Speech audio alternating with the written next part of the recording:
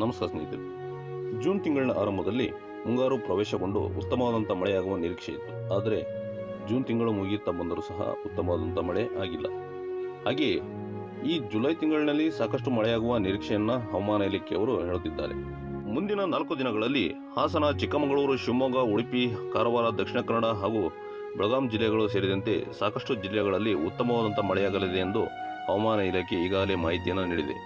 ಇದಕ್ಕೆ ಪೂರಕವೆನ್ನುವಂತೆ ರಾಜ್ಯದ ಸಾಕಷ್ಟು ಕಡೆಯಲ್ಲಿ ಈಗಾಗಲೇ ಸಣ್ಣದಾಗಿ ಮಳೆ ಆರಂಭವಾಗಿದೆ.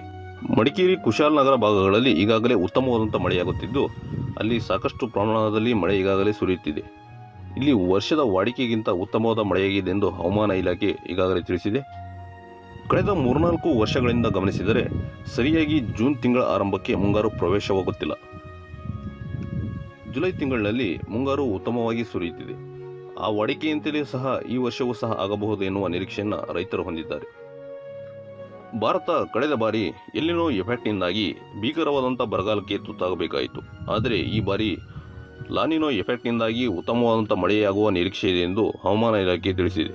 ಸ್ನೇಹಿತರೆ, ಹವಾಮಾನ ಇಲಾಖೆಯ ನಿರೀಕ್ಷೆಯಂತೆ ಭಾರತ ಅತ್ಯುತ್ತಮವಾದಂಥ ಮಳೆಯ ನಿರೀಕ್ಷೆಯನ್ನು ಕಾಯುತ್ತಿದೆ. ಏಕೆಂದರೆ ಈಗಾಗಲೇ ಸಾಕಷ್ಟು ನೀರಿನ ಅಭಾವವನ್ನು ಭಾರತ ಎದುರಿಸಿದೆ. ಹವಾಮಾನ ಇಲಾಖೆಯವರು ತಿಳಿಸಿರುವಂತೆ ಮುಂದಿನ ದಿನಗಳಲ್ಲಿ ಉತ್ತಮವಾದಂಥ ಮಳೆ ಆಗುವುದು ಎಂದು ಕಾಯ್ದು ನೋಡಬೇಕಾಗಿದೆ. ಸ್ನೇಹಿತರೆ, ಇದು ಒಂದು ಇವತ್ತಿನ ವಿಷಯವಾಗಿತ್ತು. ನಿಮ್ಮ ಭಾಗದಲ್ಲಿ ಯಾವ ರೀತಿ ಮಳೆಯಾಗುತ್ತಿದೆ ಎನ್ನುವುದನ್ನು ಕಮೆಂಟ್ ಮೂಲಕ ತಿಳಿಸಿ.